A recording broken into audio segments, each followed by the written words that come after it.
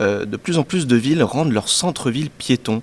Est-ce que tu y es favorable à Carcassonne? Alors j'y suis non seulement favorable, mais en plus je l'ai écrit puisque on a en 2019 élaboré un plan global de déplacement sur l'ensemble de l'agglomération et donc on a étudié sur la ville aussi les déplacements, les stationnements, etc.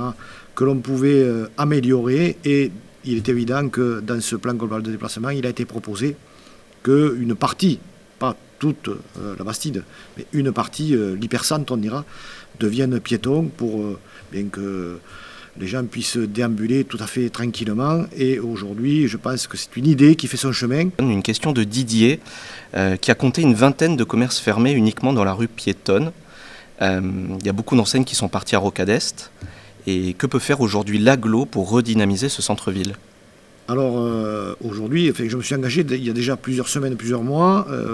J'ai dit que l'agglo allait intervenir très fortement sur le centre-ville, justement par rapport à la vacance commerciale. Mais il n'y a pas que la vacance commerciale.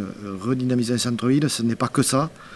Il y a à la fois, bien sûr, le fait de réhabiliter beaucoup d'immeubles, aérer le centre-ville, avoir, je dirais, une vision assez globale de l'hypercentre pour bien faire en sorte que la collectivité puisse amorcer quelque part ce projet en achetant ou en expropriant certains propriétaires qui ne sont pas très coopératifs pour recréer des commerces en rez-de-chaussée et des appartements, je dirais, un peu plus de standing dans les étages, de façon à faire revenir des familles. C'est un projet qui va durer certainement plusieurs années. Je compte au moins 10 années pour réhabiliter, rebooster, redynamiser et faire en sorte que ce centre-ville devienne un vrai centre-ville où les gens se sentent bien et où les gens viennent régulièrement pour à la fois consommer et à la fois se promener et je dirais admirer le patrimoine qu'il y a en centre-ville, parce qu'il y a un joli patrimoine en centre-ville de Carcassonne. Une question de Mélissa de Luc. Je viens tous les samedis faire mon marché à Carcassonne et je constate de moins en moins de producteurs locaux. Et ce sont plutôt des revendeurs. Est-ce que l'agglo peut faire quelque chose pour favoriser l'installation de maraîchers?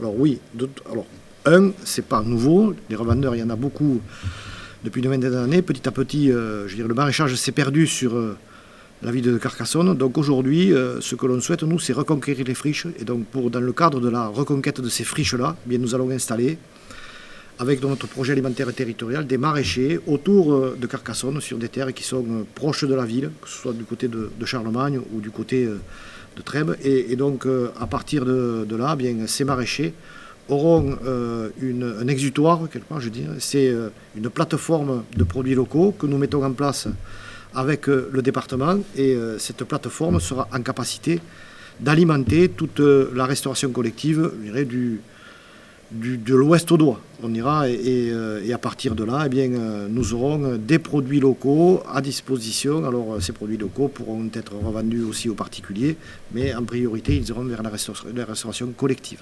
D'accord. Avec le réchauffement climatique, les températures sont de plus en plus élevées, y compris dans le centre des petits villages.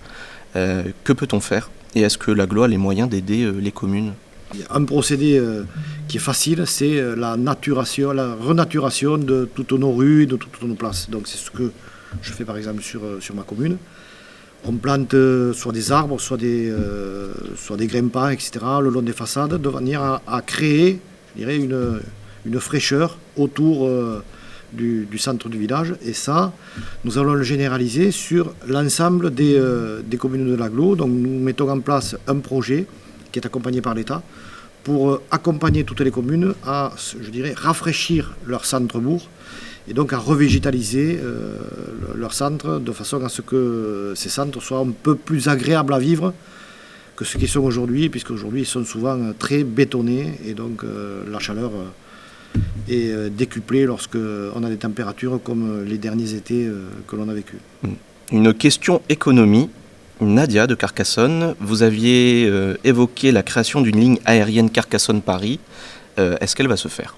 Aujourd'hui, Carcassonne est certainement la ville la plus enclavée de France. Nous sommes à 6 heures de Paris. Et quand on est à 6 heures de Paris, on est complètement isolé et déconnecté de tous les décideurs, je dirais. Il faut que nos chefs d'entreprise puissent avoir cette relation avec Paris pour aller, je dirais, rencontrer les ministères, les décideurs, les grandes sociétés, de façon à ce que l'on puisse à la fois avoir de l'attractivité, mais à la fois développer nos entreprises locales. Et donc je continuerai de me battre et j'espère qu'elle arrivera le plus tôt possible. Mais là, je ne peux pas répondre puisque ça dépend des compagnies aériennes et donc je vais bientôt en rencontrer certaines pour essayer de discuter avec elles de la création de cette ligne. Ok. Et c'est pas possible de plus s'axer sur le TGV, sur le train, que sur l'avion? Le TGV, nous aurons le TGV en Narbonne en 2050. Bon, donc ça fait on sacrifie une génération. Et le TGV à Toulouse, bien, il faudra 4h30 pour monter à Paris. 4h30, c'est certes vertueux en termes de décarbonation, mais 4h30, c'est trop long pour un chef d'entreprise pour aller régulièrement à la capitale pour rencontrer les décideurs. Donc le TGV ne nous servira pas et aujourd'hui nous n'aurons pas à Carcassonne de toute façon de gare TGV, quoi qu'il arrive, dans le 21e siècle. Donc le TGV n'est pas la solution. Ça peut être une solution pour le particulier, mais ce n'est pas la solution. D'accord. Est-ce que tu joues d'un instrument de musique? Ça m'est arrivé de jouer, oui. Dans ma jeunesse, je jouais de la guitare et de la guitare basse, oui. Guitare basse? Oui, de la guitare, oui. Oui. Je ne pratique plus aujourd'hui. Je n'ai plus le temps. Je le regrette d'ailleurs parce que, mais un jour, si je n'ai plus de fonction politique, etc., je pense que je vais reprendre quelques cours, oui, pour. Mais tu faisais partie d'un groupe Oui, je faisais partie d'un groupe, oui, un petit groupe entre copains, hein. Bon, on était plutôt axé sur le rock, le hard rock, etc. C'était plutôt du Status Quo, ACDC, ou du Clapton, ou du Lavilliers, ou des choses comme ça. Voilà, c'était plutôt dans cette fenêtre musicale que nous exercions nos talents. Tu m'avais parlé d'un groupe local, Ah non, mais là, oui, ça c'était un groupe local. Quand j'étais jeune, on allait voir ce groupe jouer. C'était un groupe local, il y avait un gars de Pesens là, que je côtoie encore, qui jouait dans ce groupe. Et puis c'était un groupe qui était essentiellement composé de musiciens du côté du Tarn, de Mazamet Castralbi. Et oui, ce groupe jouait un peu la même musique que nous. C'était essentiellement de la ACDC, Status Quo, etc. Ce groupe, c'est Patus Crema. Voilà, oui. Patus Crema.